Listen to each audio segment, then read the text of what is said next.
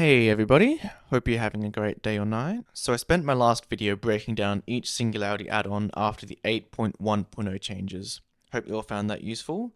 Naturally I slapped them all into an almighty tier list. Now the other day I saw a goated unknown player called Unladen Crow making a video tier listing his killer's add-ons. Correct me if I'm wrong on pronouns, I couldn't find them anywhere.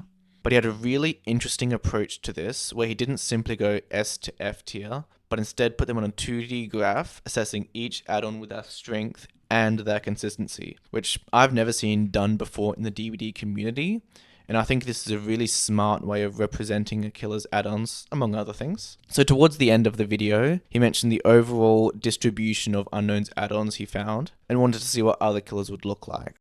And I'd really recommend anyone who is a killer main who's watching this, I'd like to see how your killer, the spread of your killer's add-ons would look like.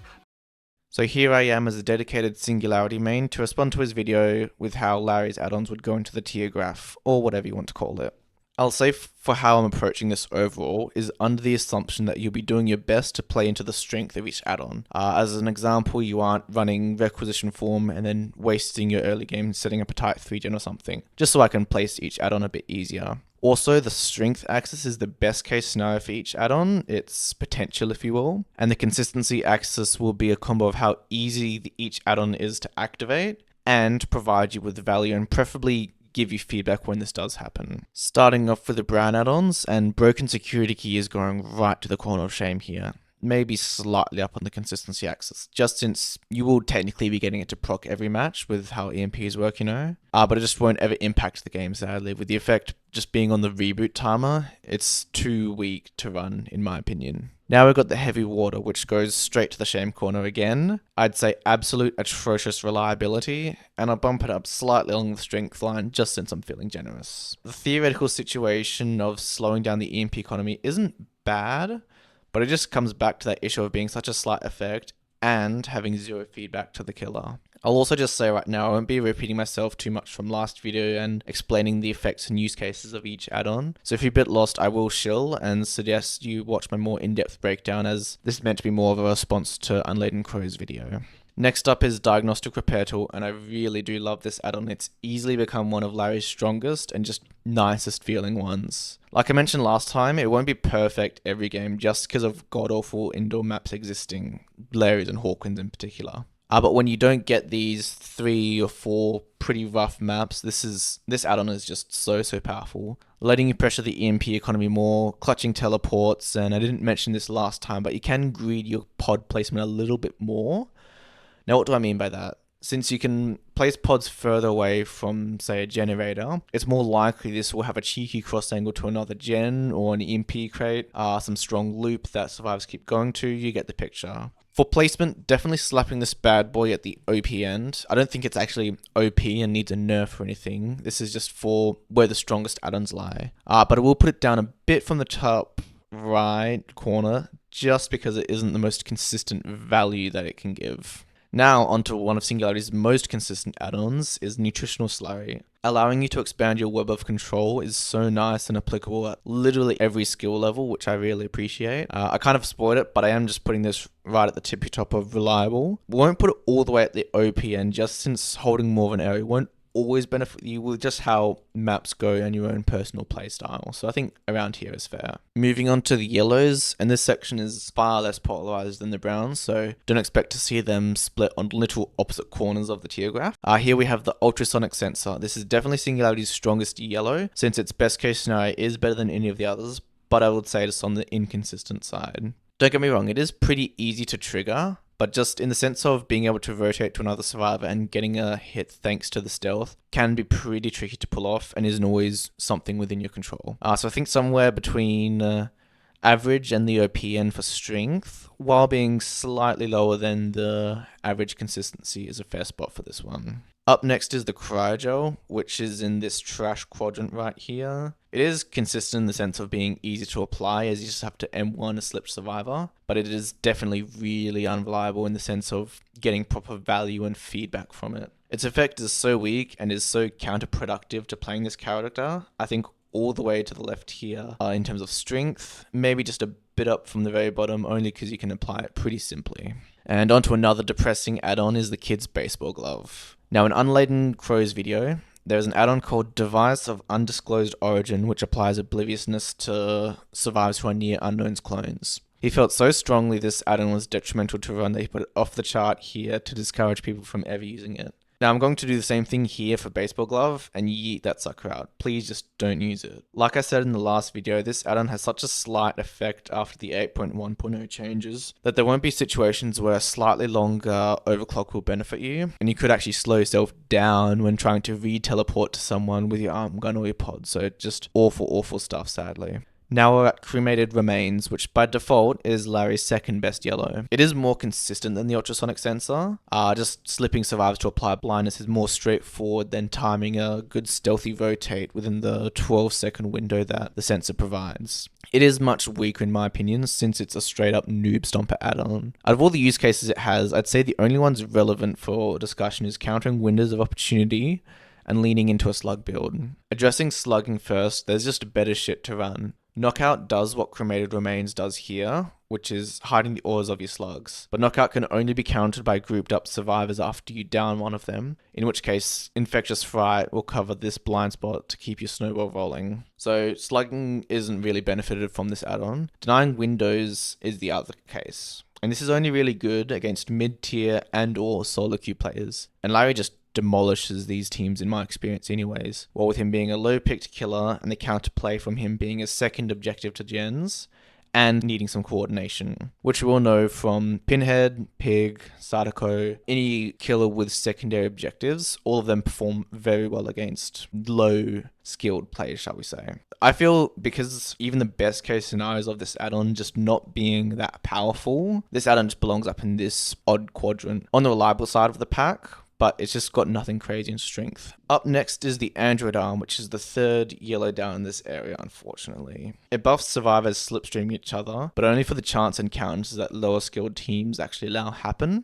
since unhooks, co-oping gens, and healing all infect fine with base kit. Since getting an extra slip and potentially from the killer instinct, it could be impactful. I'll put it towards the stronger end, but right down at the bottom here because of how inconsistent it is and how much it really falls off against decent squads. So with all the yellows out of the way, we're onto the greens, which thankfully are, on average, more reliable and powerful than the last section. First up is the spent oxygen tank, which I'd say ekes its way into this ideal upper right quadrant. Exhaustion denial isn't my own style personally, but I do just have to recognise the utility this brings to plenty of players. By virtue of Soma Family Photo becoming partially base kit and giving us a second add-on slot, this does make a bit more sense to run these days. Denying a potential dead hard, lithe, or balance when you start chases with somebody is fairly solid strength-wise, and is for sure pretty easy to inflict, and importantly, know in your head during the match when they'll be exhausted.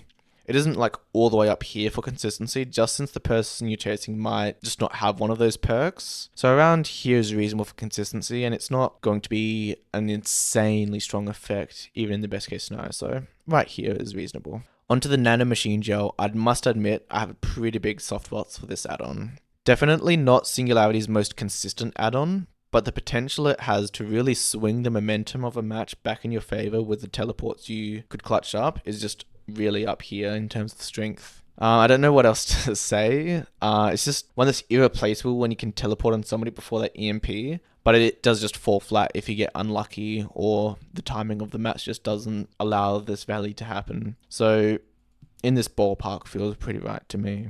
Now Livewise is the kind of the inverse of what I was just saying about Nano Machine Gel, in that it's got to be in Singularity's most top 3 consistent add-ons, along with Nutritional Slurry and Denied Requisition Form, in case you're wondering, but doesn't have the crazy spikes in strength that the others do. It's just a reliable source of info, which is decent at any skill level and will never just be a bad pick for helping you make more insightful plays, and just learning how survivors rotate and position around the EMPs. So yeah, right here. Moving on, we have Hyper Awareness Spray, and it was really a challenge trying to figure out where to place this one. I'll be completely honest, while planning out this video, this was one of the few add-ons I couldn't find a spot for immediately, and I had to think quite a bit about. In the end, I can definitely say it is in the lower half for consistency, just since while it is hella straightforward to know when it's applied, it's nigh impossible to tell when it's working, so I'm splitting the difference around here. Probably the only way to know for certain would be versing a streamer and being able to watch the VOD afterwards to just gauge how they react, but that's just too subjective and random, sadly. Now, pairing the spray with the ultrasonic sensor in a stealthy smoke and mirrors build type of way is a smart choice, but ultimately just not going to be the strongest. And now, since this add-on's best case is wasting a bit of extra survivor time and maybe messing up comms if they're swiffing, so I think just down to the left and down from the center is probably going to be where I've landed after all that. Up to the final green one, the hologram generator, aka the coffee filter. Full credit to Phoenix. Her channel is where I heard her refer to this first, and now I just can't unsee it. It's great. It really is tragic. It's going down here in the shame corner, however. Truly could have been a half decent add-on if there weren't so many damn hoops to jump through, making it pretty unreliable for just a really underwhelming stealth effect, making it all the way left as weak.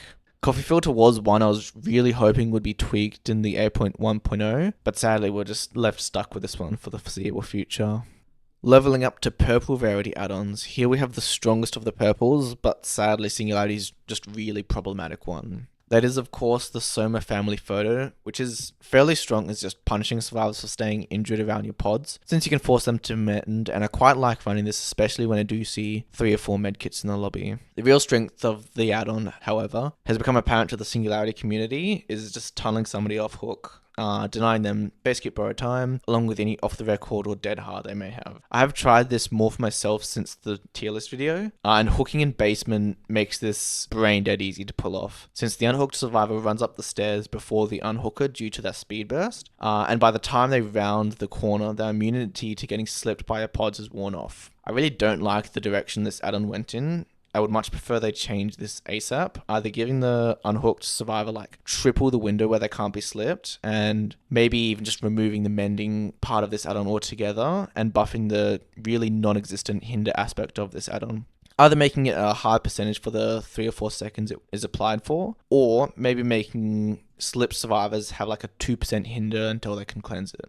I'm not sure, but decidedly for now it's overpowered in the tier graph for allowing this tunnel out so easily, but I will bump it down a bit on consistency just because Decisive Strike is a popular perk that isn't affected by this add-on, and the more chill slowdown use case I described does fluctuate across matches how often it can happen.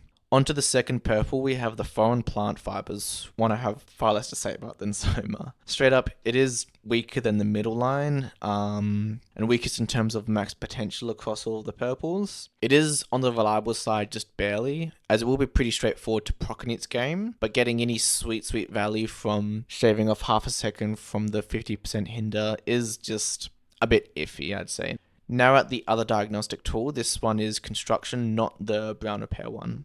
Like I said in my last video, if this gave any indication of when it revealed those auras, this could shoot up to Livewire's level of consistency and power. Just any sound notification would go so hard. I digress though. With its current state, I'll just have to put it probably barely in the God quadrant, since most matches you'll be able to spot the aura at least once or twice, and any info gathering is a plus, especially around EMPs. So it's slightly consistent and slightly strong. I don't know, this spot just kind of feels right to me, so I'm going to leave it at that. Moving on to the crew manifest, this is unfortunately such a mid-info add-on now. I think definitely the worst of the purples. In terms of potential raw strength, it does beat out plant fibers, since a lengthy aura read isn't bad, and running it with Android arm might bump up the EMP economy a teensy bit. We've been over all of that. But currently, the killer instinct from slipstreaming survivors really hurts the utility of this add-on, since it already gives you the location of resets or any other time infected survivors are grouping up for whatever reason.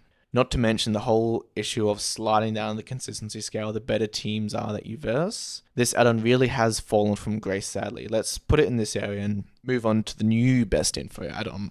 So at the first of the 2 Iridescents, an Eerie Crystal Shard is one that I find myself just loving to run after the 8.1.0 patch. You can use it pretty similarly to old Crew Manifest and Chase, which is nice. And also sniffing out pesky stealthy survivors is just so good, and does the best at this for Singularity. Any add-on or perk-wise won't be quite as good at this add-on, is what I mean. I want to reiterate, to run this with Lethal Pursuer, like I said in my last video, just to gauge how you're actually going to be able to use this add-on at the start of the match, with the fucking distortion motor still going strong. If it wasn't for this, I would put Crystal Shard right up in the golden corner as one of Singularity's best, as it is stronger than Livewire in my opinion, but sadly I'm going to have to drop it down here a little bit for consistency. Onto the final add-on for today, we have the strongest add-on for Singularity, the Denied Requisition Form. The amount of pressure you can get from this as killer is just absurd. I generally wouldn't mind a slight downside for it. Maybe losing a pod for the rest of the trial, in that kind of ballpark would be fair.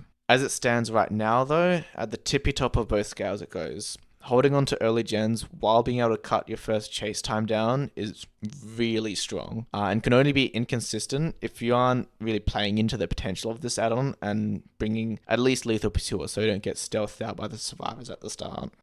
Okay, so here we have the final product. You can see it got a little bit jumbled around the corners here, so I just turned down the opacity of each add-on just a little bit so you can try and see them a little bit easier. But just in case you did forget, here was the brown one, the yellow one, the green one, the purple one, and the eerie one. So you can see you have all the S and A ones kind of grouped up here with a bit of change up the top there, and down here based on which one's more potential versus more consistency type of thing. Then we go to the middle ones where it's a bit of a scatterblast of ones that are pretty consistent but pretty weak, ones that are much less consistent but have a bit more of a use case, and ones that just barely eke their way into this more god quadrant up here.